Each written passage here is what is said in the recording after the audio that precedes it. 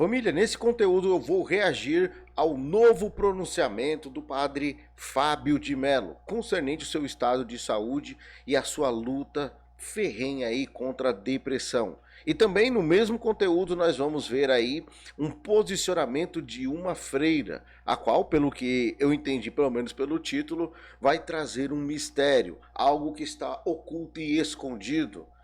Bom, parece que é um daqueles vídeos bem tensos, bem pesados. Antes de tudo, eu quero lembrar a todos: depressão é coisa séria e é necessário ser tratada, tanto no âmbito profissional quanto no espiritual. Se você está passando por essa situação, procure um profissional da área da saúde. E lógico, não se isole, procure ajuda espiritual e de amigos. Agora sim, vamos lá. O assunto é sério, viu? Não é brincadeira. Mais um vídeo aqui do canal Felipe Câncio, trazendo aí o novo pronunciamento do padre Fábio. Simbora!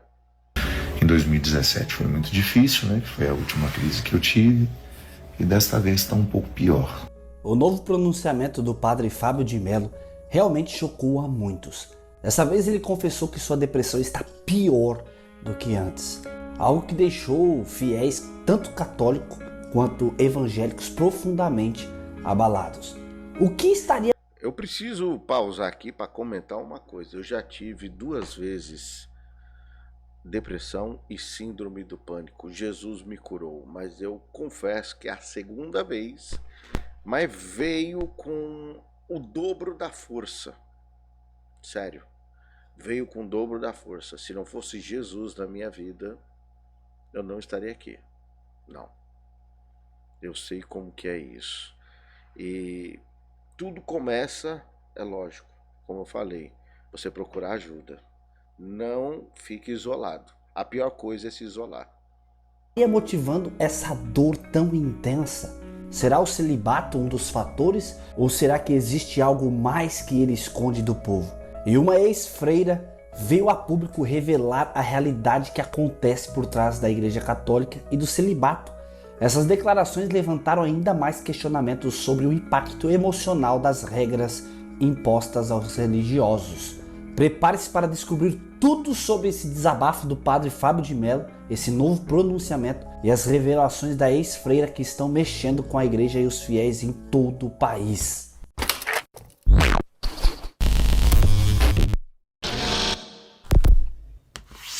Meus queridos, eu sou o Felipe Câncio. Se você está passando agora ou está chegando agora neste canal, por favor, inscreva-se aqui, me ajude com o teu joinha.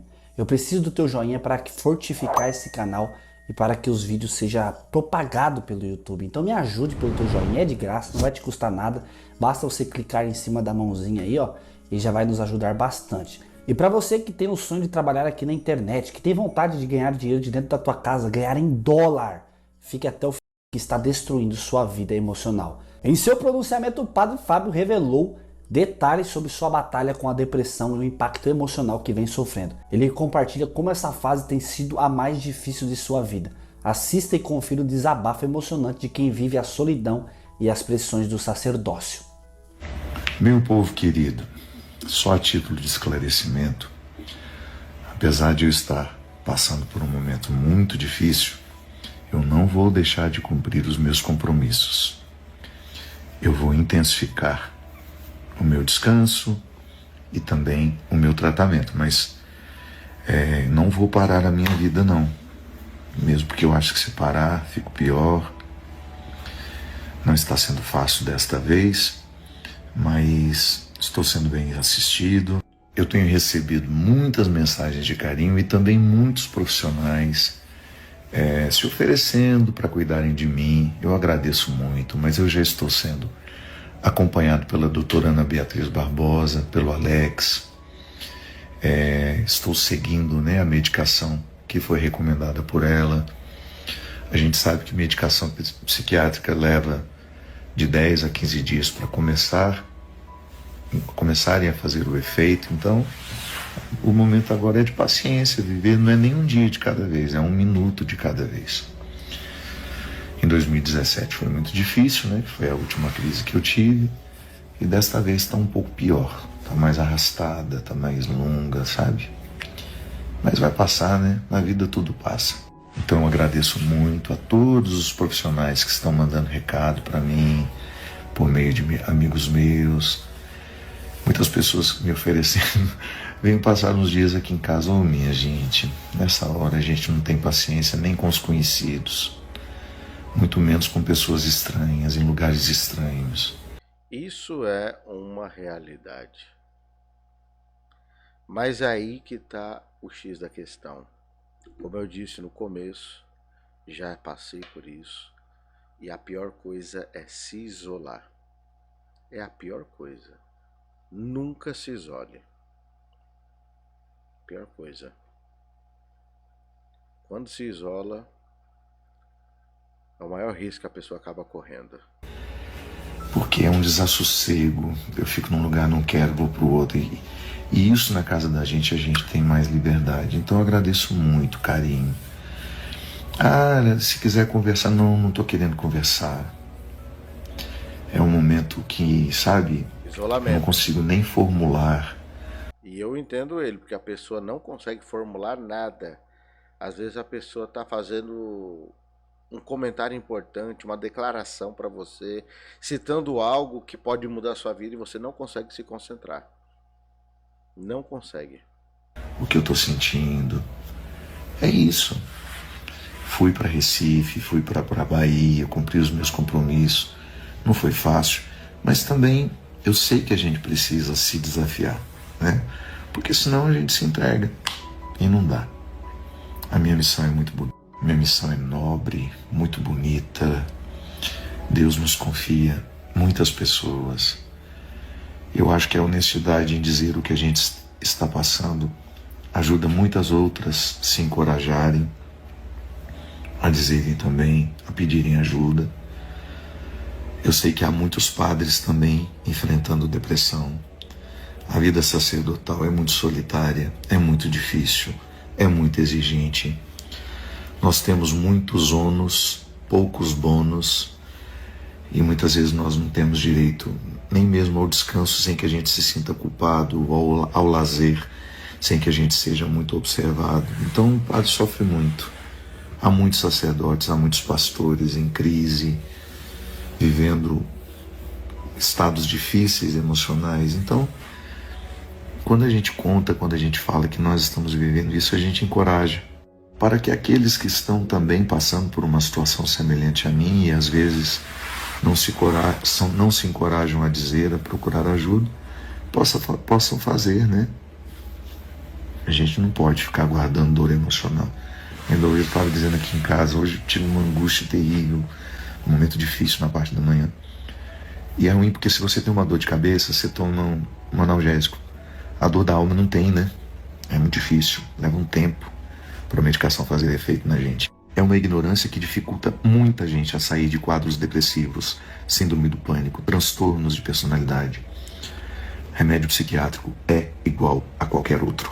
E você não vai usar a vida inteira, tem muito, né? Claro, às vezes precisa, mas tem muitos casos que você vai usar ali por um período para passar por aquela crise brava. Outro dia o Vitor estava me explicando de forma tão sábia o que acontece com o cérebro quando ele está em depressão. Ele tem excesso de uma substância que o intoxica. Então o antidepressivo ajuda a expulsar a substância que está intoxicando o cérebro. A gente precisa disso, o bipolar precisa de um remédio, o TDAH precisa de um remédio. Então é como tomar um remédio para pressão alta. Não podemos ter preconceito. Na hora que a angústia, a dor vem, a gente precisa usar dos recursos que tem. E o pior é que às vezes os recursos que a gente tem no dia a dia não servem para nada nessa hora. A gente não consegue rezar, a gente não consegue ler, a gente não consegue ver uma série, nada. Porque a mente, né, ela está intoxicada, o cérebro está intoxicado. Ainda hoje eu estava falando com uma pessoa. Nós não podemos ter preconceito, minha gente, com os remédios psiquiátricos. Da mesma forma como a gente precisa tomar regularmente um remédio para o coração, um remédio para o funcionamento dos rins, do fígado, nós não podemos ter preconceito com o remédio que desintoxica o cérebro ou que coloca-o para funcionar melhor. E quanto aos convites para venha para minha praia, venha para minha casa de praia, venha para o meu apartamento não sei aonde, convida quando o papai estiver saudável. Agora eu não quero nem na esquina, eu quero só ficar aqui em casa, só vou sair daqui para cumprir meus compromissos e voltar para cá. Não tá bom aqui também, não. Tá ruim também aqui. Mas é menos ruim. Na casa da gente, pelo menos, a gente se ajeita. Obrigado. E uma distinção, minha gente, é absolutamente necessária. Tristeza não é doença. Eu sou uma pessoa que lida com a tristeza o tempo todo, porque é da minha personalidade. Eu sou melancólico, eu sou afeito a ver o mundo de uma forma triste. Eu tenho uma tendência ao pessimismo. Eu sou assim. É por isso que a arte mora em mim, né? A arte é uma consequência de personalidades sombrias. Eu não sou um menino solar. Nunca fui. Engraçado que eu vou confessar uma coisa pra vocês. Eu já fui assim. E depois que eu entendi alguns conceitos da vida, lógico, primeiro Jesus, e depois alguns conceitos, muita coisa mudou.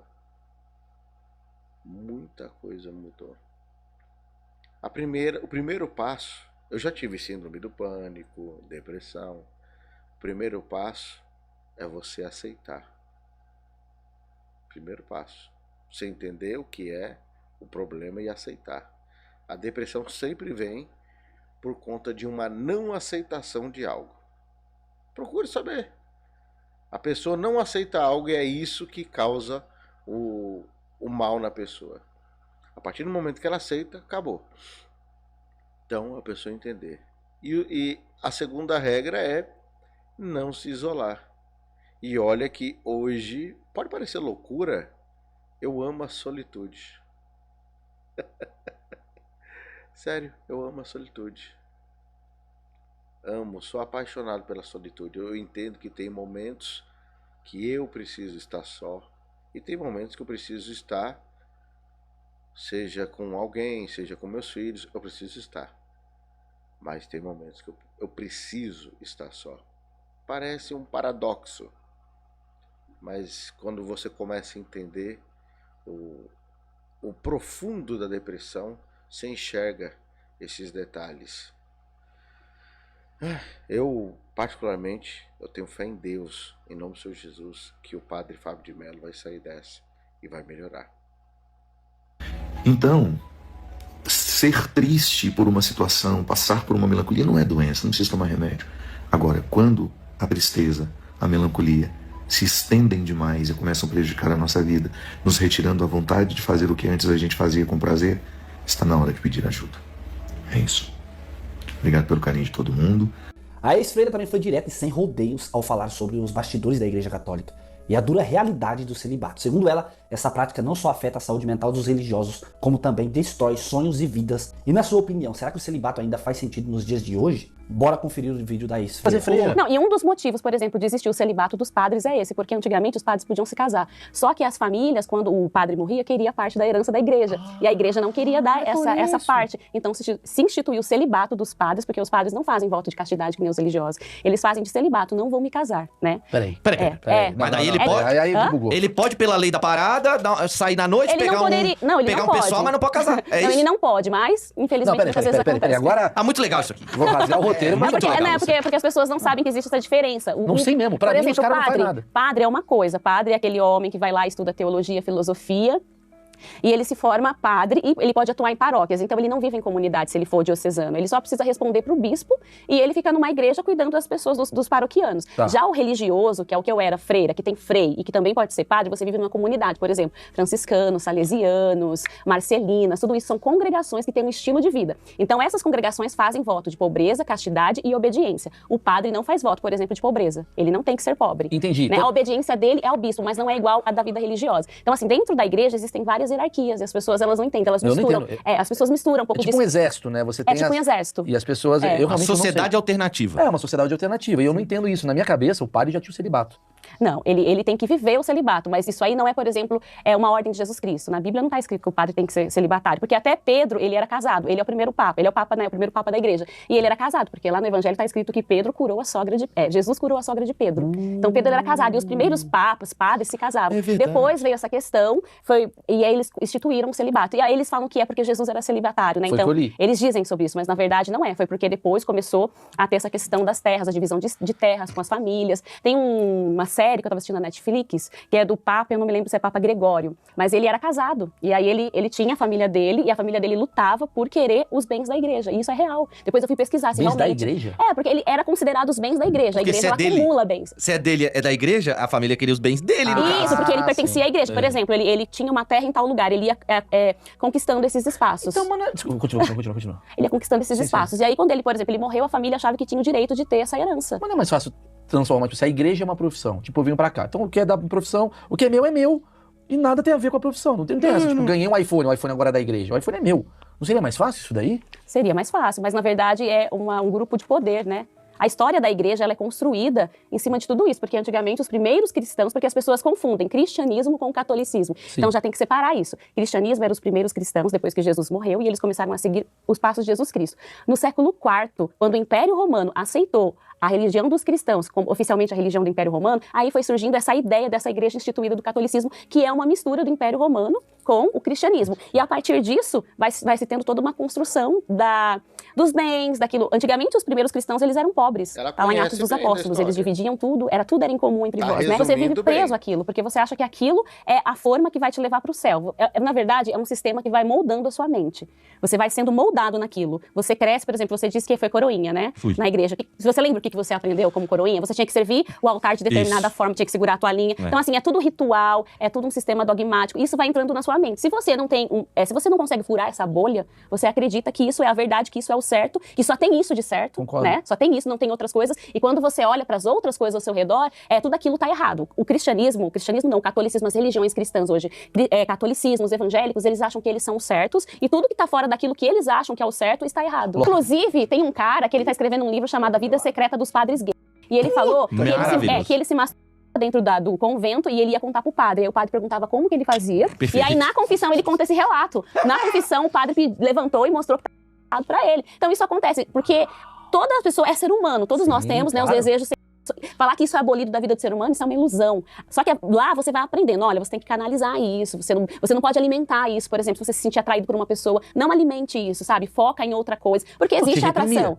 É uma repressão, né? Quanto mais repressão você tem... Sim, quanto mais repressão você tem, se você não souber. Porque, por exemplo, se você acredita na sua vocação, eu acredito que eu tenho um chamado pra viver isso aqui. Porque assim, é construído na sua mente, você tem um chamado. Então, essa força de acreditar igual nesse chamado... chamado... a igreja evangélica falando que você tem a obrigação de fazer a obra e contribuir para a obra. Pele a muitas vezes não se abrir para essa realidade. Isso entendeu? é maior do que tudo. Isso é maior do que Exatamente. tudo. Isso. Então, assim, você pode até conhecer uma pessoa e se sentir atraído, mas você não alimenta aquilo. Então, você corta, você não conversa, você não fica perto. Tem pessoas que fazem isso. E tem pessoas que não. Tem pessoas que não têm esse autocontrole. E aí a pessoa vai e vive. Então, tudo que vimos, fica a grande pergunta.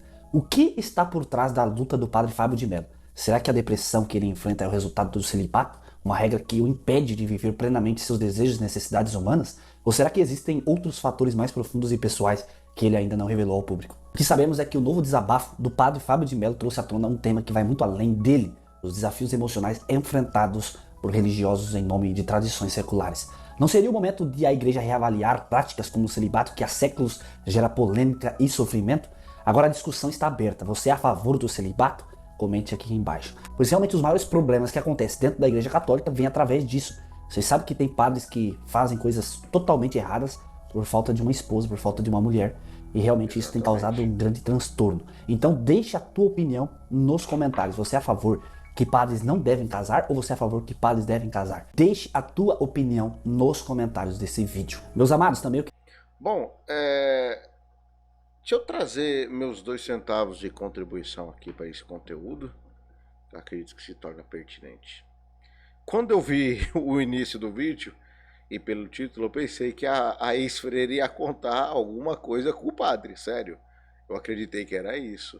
Mas, enfim, ainda bem que ela não tem nada a ver. E caso o padre se apaixonasse, vivesse de amor por uma mulher, é a vida dele, não tem nada a ver. E se ele quiser sair do armário, também não tem nada a ver, que é a vida dele. Agora, uma coisa é fato. O celibatário, da forma que está sendo exposto na Igreja Católica, eu acho errado. Acredito que o celibatário deveria ser uma coisa voltada àquele que sente. Eu conheço fiéis, e eu estou falando da Igreja Protestante, Eu conheço uns 3 que nunca namoraram. Não, um deles só namorou 2 vezes que eu vi. Mas que não é casado, vive sozinho. E eu tô falando de gente que já tá beirando seus 50 anos. Um tá beirando seus 50, os outros já passou dos 60. E aí, como que fica? É da pessoa. Eu sei que tem pessoa que consegue viver só. E tem pessoa que não consegue. Quem sou eu para falar alguma coisa? E eu acredito que seja até um dom o celibatário. A pessoa agir dessa forma, na minha opinião, é um dom. Agora, sobre a questão do padre Fábio, a única coisa que eu venho pedir aqui é que a gente ore para Deus curar ele, libertar ele dessa depressão. Eu vejo nele uma pessoa muito carismática, respeito muito a crença dele, tenho minha divergência teológica, mas não desejo o mal para o padre e, pelo contrário, desejo que ele seja liberto aí da depressão, que ele consiga enfrentar isso. E a vida íntima dele, para mim, tanto faz como tanto fez. Para mim, não fede, não cheira. Agora, se a igreja não quer que ele viva nisso, na minha opinião, ele deveria fazer o quê? Ser feliz. Eu vou por conta de igreja A ou B, minha opinião. Eu vou deixar de ser feliz porque a igreja... Ah, meu irmão. Sinto muito, mas ó, tchau pra igreja. Eu deixar de ser feliz? De jeito nenhum. Mas é apenas a minha humilde e singela opinião. Qual que é a sua? Deixa aí nos comentários. Se você estiver passando por essa situação, não se esqueça. Procure Deus e uma ajuda profissional. E, se possível, amigos de confiança. Nunca se isole. Depressão é coisa séria. E você deve lutar com unhas e dentes para que esse mal vá o mais breve possível para longe da sua vida. Um forte abraço. Até o próximo vídeo. Fui.